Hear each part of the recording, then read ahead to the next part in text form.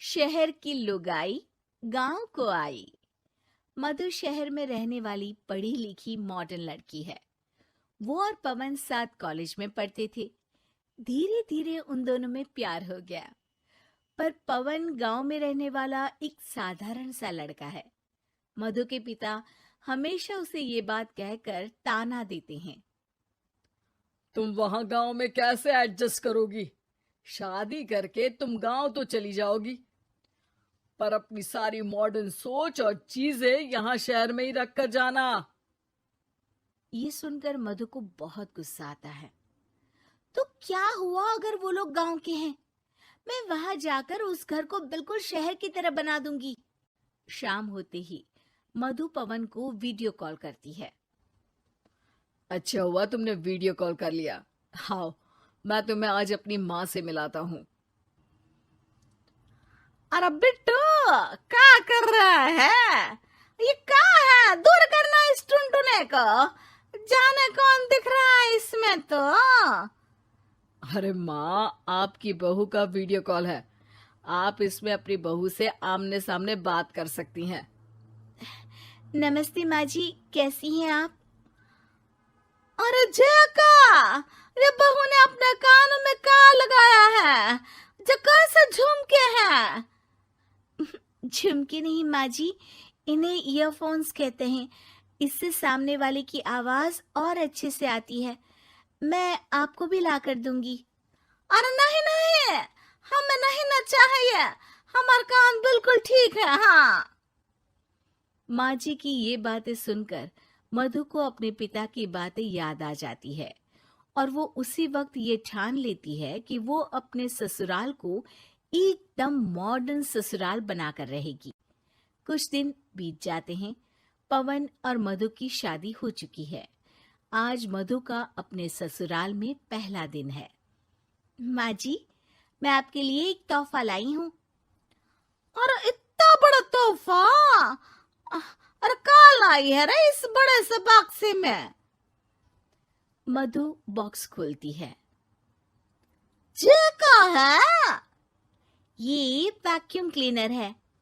मैंने आपको झाड़ू लगाते हुए देखा तो सोचा अब आपका काम आसान हो जाएगा। अरे वाह बहू वाह, तूने मुझे झाड़ू लगाते हुए देखा तो तू मेरा हाथ से झाड़ू लेकर खुद भी तो लगा सकती थी ना। पर नहीं, तूने तो जे मशीन लाकर मेरे हाथ में दे दी कि यह काम हमेशा मैं ही करूं। ये आजकल की शहरी छोरियां बिल्कुल नहीं बदलेगी। मधु को मन ही मन गुस्सा आता है, पर फिर भी अपना गुस्सा भूलकर मधु माँ जी को वैक्यूम क्लीनर इस्तेमाल करना सिखाती है। अगले दिन मधु सुबह उठती है तो ये आंगन में से कैसी आवाजें आ रही हैं? मधु दौड़ती दौड़ती आंगन में जाती है और देखते ही चौंक जाती है। अरे माँ जी, ये आप क्या कर रही हैं? और वो कहा है ना, सुबह मैं जब कुएं से पानी निकाल रही थी तो मेरे कान की बाली उसमें गिर गई थी। तो ये तेरा वैक्यूम ना सारी चीजें अपनी तरफ खींच लेता है ना, तो मेरी बाली भी तो निकाल ही देगा। उसी की कोशिश कर रही हूँ, पर न जाने क्यों अब ये चालू ही नहीं हो रही तेरी मशीन। अब वो चालू होगी भी नहीं। पर अब कुएं में से पानी निकाल क्यों रही थी? अरे कमाल करती हो ना बहू। पीने के लिए पानी क्या तेरे मायके से लाऊं मैं? अरे कुएं से ही तो निकालना पड़ता है। हाँ, पीने के लिए पानी, और वो भी कुएं से।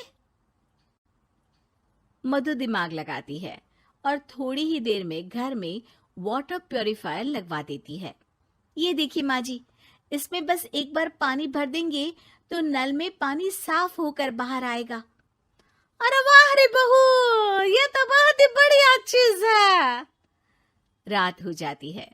मधु जैसे ही प्यूरिफायर का नल चालू करती है तो वो अचानक से फट जाता है और सब जगह पानी पानी हो जाता है। अरे ये क्या हुआ? ये क्या हो गया? मैंने तो बस इसमें उबला हुआ पानी डाला था, ये इतनी जल्दी खराब हो गया। अरे ये सारी शहरी चीजें सब ऐसी ही होती है कबूरी। क्या आपने इसमें उबला पानी डाला था? हाँ तो फिर पानी तो तभी साफ होगा ना जब उसे उबालेंगे। ये मशीन का कोई जिन है जो हमने जो बोला वो कर देगी है? मधु को बहुत गुस्सा आता है। इस तरह तो मेरा अपने ससुराल को मॉडर्न बनाने का सपना अधूरा ही रह जाएगा। नहीं, मैं इस तरह से हार नहीं मान सकती।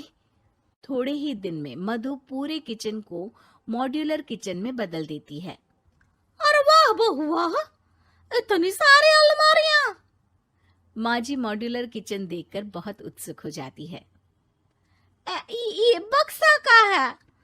बहू ने शायद गलती से इसे यहाँ रसोई में रख दिया है, पर है तो ये बहुत ही बढ़िया। अगले दिन सुबह। अरे मायरी का हो गया, मैं तो बर्बाद हो गई। मेरी सारी पूंजी जलकर राख हो गई। हे राम, अब मैं क्या करूं? माँ जी की रोने की आवाज सुनकर मधु दौड़ी दौड़ी किचन में आती है और इतना धुआं देखकर घबरा जाती है। ये सब कैसे हुआ माँ जी? ये आग कैसे लगी? ये सब तेरा इस मॉड्यूलर किचन की वजह से हुआ है, और ऊपर से तूने तिजोरी जो रसोई में रख दी थी, मैंने जैसे ही अपने गहने और पैसे इसमें रखे और बाहर से इस ताले को घुमाया, ये तो 5 मिनट में ही आग बबूला होकर पट गया। अरे माँ जी, ये तिजोरी नहीं है, ये तो माइक्रोवेव है। इसमें गहने नहीं रखते, खाना गर्म करने के लिए होता है ये। और ये जो आपने घुमाया ना, ये ताला नहीं है, आपने इसके टेम्परेचर को फुल कर दिया, इसलिए ये फट गया। माँ जी और जोर जोर से रोने लगती है।